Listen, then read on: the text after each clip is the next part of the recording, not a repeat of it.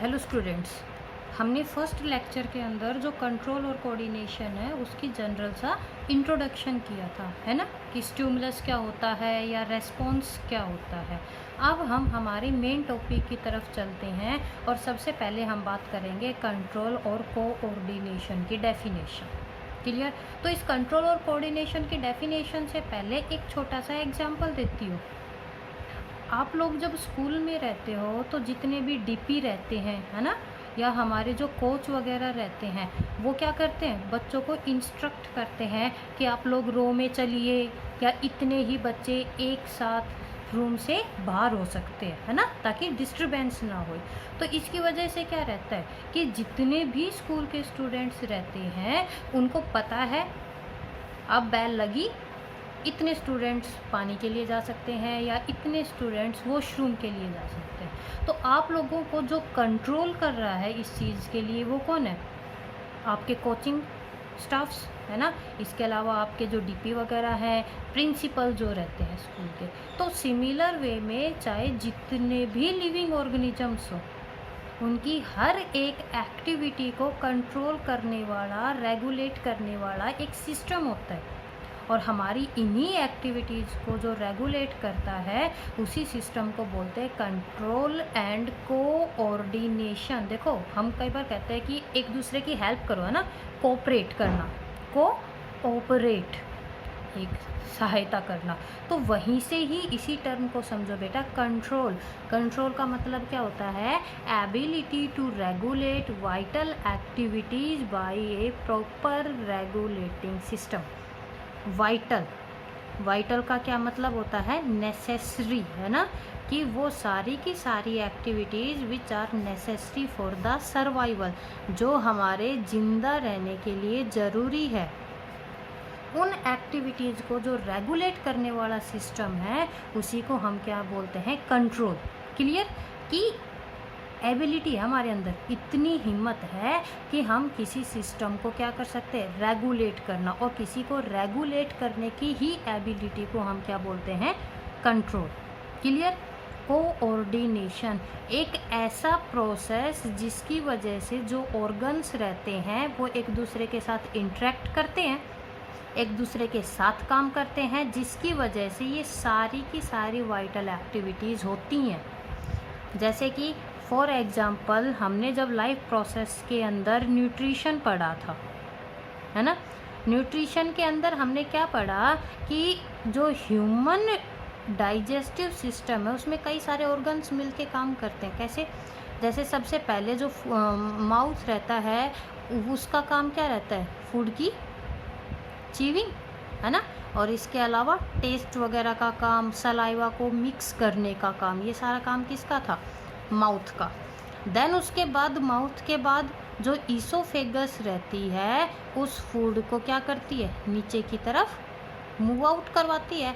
और इसी मूवमेंट को हमने क्या नाम दिया था? पेरिस्टाल्सिस।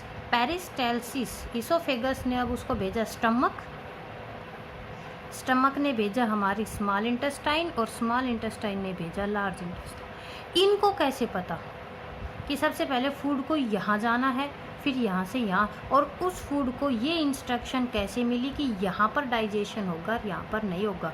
इसका क्या मतलब हुआ कि एक तो ऐसा सिस्टम है जो कि इन सब चीज़ों को क्या करने के लग रहा है? रेगुलेट। तो देखो, माउथ हो, चाहे ईसोफेगस है, ऑर्गन है, स्मॉल इंटेस्टाइन है, लार्ज इंटेस्टाइन है, हमारा लीवर और पैनक्रियाज, है ना, वो तो एलिमेंट्री जो हमारी कैनाल होती है या जो डक्ट होती है उसका हिस्सा नहीं है, लेकिन फिर भी डाइजेशन में हेल्प करते हैं। तो कितने ऑर्गन्स हैं? 1, 2, 3, 4 और 5। और ये पाँचों के पाँचों जो ऑर्गन्स है एक दूसरे के साथ मिलके काम करते हैं और किस में हेल्प करते हैं? Digestion of the food. समझे? कोऑर्डिनेशन। ऑर्गन्स इंटरेक्ट, ऑर्गन्स एक दूसरे के साथ इंटरेक्ट करते हैं और एक दूसरे के साथ मिलके क्या करते हैं? काम करते हैं। क्लियर? चलो, अब टॉपिक स्टार्ट करने से पहले मैं तुम्हें एक टर्म बताती हूँ जिसको कि हम नाम देते हैं मूवमेंट। ठीक है? मूवमेंट चलना फिरना नहीं, मूवमेंट का मतलब होता है एक तरह से आप लगा लीजिए रेस्पॉन्स, जो कि प्लांट्स और जो एनिमल्स हैं वो लोग शो करते हैं। जब इन मूवमेंट्स की हम बात करेंगे तो जो मूवमेंट्स रहती है उनको दो कैटेगरीज के अंदर डिवाइड किया हुआ है। सबसे पहली जिनको कि हम नाम देते हैं ग्रोथ मूवमेंट्स, और दूसरी जिनको कि हम बोलते हैं नॉन ग्रोथ मूवमेंट्स, है ना। और प्लांट्स हो या एनिमल्स हो, ये दोनों ही टाइप की ग्रोथ और नॉन ग्रोथ जो मूवमेंट्स रहती है उनको शो करते हैं। कैसे? फॉर एग्जांपल, जब हमने सीड को ग्रो किया सॉइल में, है ना, तो सबसे पहले वहाँ से क्या निकली? सीडलिंग, स्प्राउटिंग होती है, पौध निकलनी शुरू हो जाती है, और वो ही किसके अंदर चेंज हो जाता है? एक पूरे के पूरे प्लांट के अंदर। तो सीड का प्लांट में चेंज होना क्या हुई? ग्रोथ। जब एक बच्चा डिलीवर होता है ना, जब पैदा होता है, तो हम उसको बोलते हैं इन्फेंट। इन्फेंट के बाद चाइल्ड, और चाइल्ड के बाद अडल्ट, है ना। जैसे जैसे आप लोग बड़े होते जा रहे हो, क्या होते जा रहे हो? मैच्योर होते जा रहे हो, ग्रोथ हो रही है हमारे अंदर, ठीक है बेटा। लेकिन सनफ्लावर के बारे में सुना है? जो सनफ्लावर होता है वो सन की तरफ अपनी डायरेक्शन चेंज करता रहता है। किस लिए? क्योंकि पहले भी बताया था कि जो सनफ्लावर के लिए स्टिमुलस का काम कर रहा है वो कौन है? Sunlight. जिधर सनलाइट आएगी सनफ्लावर अपनी डायरेक्शन को उधर ही क्या कर लेता है? रोटेट कर लेता है, ठीक है। लेकिन इसमें ग्रोथ नहीं हो रही, सिर्फ इसकी डायरेक्शन क्या होने के लग रही है बेटा? चेंज होने के लग रही है। या एक और का तुमने एग्जाम्पल पता होगा जिसको कि हम नाम देते हैं छुई मुई, है ना। और इसका जो बॉटनिकल नेम है वो है मिमोसा पैडिका। इसके बारे में हम सब जानते हैं कि छुई मुई की पत्तियों को जैसे ही छुआ जाता है ये सारी की सारी क्या हो जाती है? फोल्ड अप हो जाती हैं, और बाद में फिर से क्या करने लग जाती है? नॉर्मल शेप पे आ जाती है। तो बेटा इसके अंदर कोई ग्रोथ नहीं हुई, सिर्फ प्लांट ने क्या किया है? रेस्पॉन्स शो किया। इसी तरह जब हम लोग खेलते हैं, है ना, एनिमल्स की जब बात करेंगे, जब हम प्लेइंग करने के लग रहे हैं, या फॉर एग्जांपल आप लोग रनिंग जब दौड़ रहे हो, या स्टडी पढ़ रहे हैं, कुछ भी काम जब करते हैं, तो ये जितनी भी मूवमेंट हुई सारी की सारी कैसी होती है?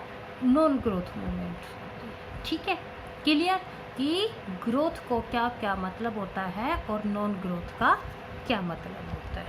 चलो अब हम बात करेंगे coordination in case of plants.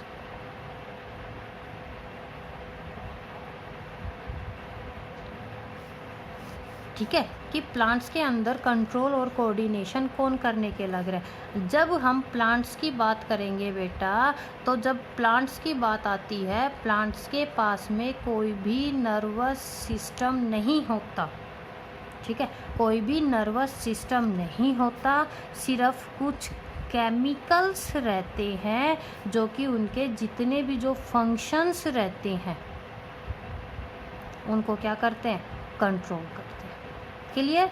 क्या कुछ केमिकल्स रहते हैं जो कि इनके फंक्शंस को कंट्रोल करते हैं, और इन्हीं केमिकल्स को हम नाम देते हैं हार्मोन्स या फिर फाइटो हार्मोन्स। फाइटो का मतलब होता है प्लांट, हार्मोन्स। देखो एक साइंटिस्ट था जिसका नाम था स्टर्लिंग ने 1906 में ये टर्म दी थी जिसको कि हम नाम दे रहे हैं हार्मोन्स। क्यों बता रहे हैं? हम सब जानते हैं कि इनके पास ब्रेन तो है ही नहीं, तो फिर सनफ्लावर को कौन बता रहा है कि सन आ रहा है ना। छुई मुई को जैसे ही हमने छुआ तो छुई मुई की लीव्स को किसने बताया कि तुझे टच किया है किसी ने, और अपने लीव्स को क्या करना है? ड्रूप ऑफ करना है, यानी कि सिकोड़ना है। इसका मतलब है बेटा अगर नर्वस सिस्टम नहीं है तो उनके जितने भी फंक्शंस हैं, स्टेम ऊपर की तरफ बढ़ रही है, रूट नीचे जा रही है, फ्रूट्स लगने के लग रहे हैं, फ्लोवरिंग हो रही है ना, लीव्स येलो होके गिर जाती है फिर से नई आ जाती है। All these functions are controlled by these chemicals which we known as the hormones or the phytohormones। समझे कि जब इन फाइटोहॉर्मोन्स की हम बात करते हैं, these are ऑर्गेनिक सब्सटेंसेस, ये कुछ ऑर्गेनिक सब्सटेंसेस होते हैं but other than the nutrients. Nutrients जानते हो कौन कौन है? देखो हम जानते हैं जैसे नाइट्रोजन है, फॉस्फोरस है, कैल्शियम है ना, पोटाशियम है, ये सब नेसेसरी होते हैं प्लांट की ग्रोथ वगैरह के लिए। जैसे मैग्नीशियम, मैग्नीशियम किस में हेल्प करता है? क्लोरोफिल की फॉर्मेशन में। लेकिन इन न्यूट्रिएंट्स के अलावा कुछ और भी ऑर्गेनिक सब्सटेंसेस होते हैं which are produced by plants naturally. Clear? जिनको कि प्लांट्स खुद अपने आप क्या करते हैं? प्रोड्यूस करते हैं, और यही केमिकल्स उनके फंक्शन को कंट्रोल करते हैं। तो बेटा जो ये फाइटो हॉर्मोन्स होते हैं ये दो टाइप के होते हैं। पहली इनकी जो टाइप होती है, it is known as plant growth regulators, ठीक है। और जो दूसरे होते हैं इनकी टाइप, उनको हम बोलते हैं प्लांट ग्रोथ इनहिबिटर्स। रेगुलेटर और इनहिबिटर का मतलब समझते हो ना? जो रेगुलेट करे यानी कि जो कि किसका काम करते हैं? स्टिमुलेंट का काम करते हैं, और दूसरे जो कि काम करते हैं रिटार्डेंट का। क्लियर? तो प्लांट ग्रोथ रेगुलेटर 3 हार्मोन्स होते हैं। सबसे पहला है ऑक्सिन, दूसरा है बेटा इसका नाम है गिबरलिन, और जो तीसरा हार्मोन, तीसरा जो केमिकल है उसका नाम है साइटोकाइनिन, जिसको कि एंटी एजिंग हार्मोन के नाम से भी जानते हैं। क्लियर? प्लांट ग्रोथ इनहिबिटर सिर्फ 2 होते हैं। एक होता है इथाइलिन, जिसको कि नाम मिलता है गैसियस हार्मोन, और एक और होता है जिसका नाम है एब्सिसिक एसिड, जिसको कि नाम दिया गया है एजिंग हार्मोन। देखो यहाँ से डिफरेंस समझ में आया? एंटी एजिंग और एजिंग। जो एज कोज कर रहा है प्लांट्स में वो एजिंग, जो उसके अगेंस्ट काम करेगा उसको हम क्या नाम देते हैं? एंटी एजिंग हार्मोन्स के नाम से जानते हैं। क्लियर? और बेटा चाहे वो रेगुलेटर हो या वो स्टिमुलेंट हो, these are collectively known as plant growth hormones. Clear? हम इनको क्या बोलते हैं? These are known as plant growth hormones. यहाँ पर या प्लांट ग्रोथ हार्मोन्स भी बोलते हैं या प्लांट ग्रोथ रेगुलेटर्स। अब कहोगे मैम रेगुलेटर्स तो इनको भी बोल रहे हैं, तो अगर आप रेगुलेटर टर्म नहीं करना चाहते तो इसकी जगह कर लो प्रमोटर, ताकि आपको कन्फ्यूजन ना हो। प्रमोट करना, उसको एनहांस करना उसकी एक्टिविटी को, ठीक है। तो इस तरह हमने क्या देखा कि जब हम प्लांट्स की बात करते हैं बेटा, प्लांट्स के अंदर सिर्फ हमें देखने को मिलता है केमिकल कोऑर्डिनेशन। सिर्फ कुछ केमिकल्स रहते हैं जो कि उसकी एक्टिविटी को, बेटा कोई भी एक्टिविटी हो, चाहे सीड ग्रो कर रहा है, एक पौधे की हाइट इंक्रीज हो रही है, उसके ऊपर लीव जा रही हैं, फ्लावर्स आ रहे हैं, मतलब आप ये लगा लीजिए कि प्लांट की बॉडी में जितना भी काम होएगा वो सारे के सारे कौन करते हैं? ये फाइटो हॉर्मोन्स करते हैं, जिनको कि हम प्लांट ग्रोथ रेगुलेटर्स के नाम से जानते हैं, और PGRS, ठीक है। चाहे वो प्रमोटर हो या रेगुलेटर हो, ठीक है, चाहे वो प्रमोट कर रहे हो या रेगुलेट कर रहे हो, इनको कलेक्टिवली कंबाइंडली हम क्या नाम देते हैं? PGRS, जो कि उनकी ग्रोथ में, उनकी डिफ्रेंशिएशन में, और इसके अलावा किसी भी सेल की फॉर्मेशन में लगा लीजिए, या नई लीव्स की जो ग्रोथ होने के लग रही है उसके अंदर हेल्प करते हैं।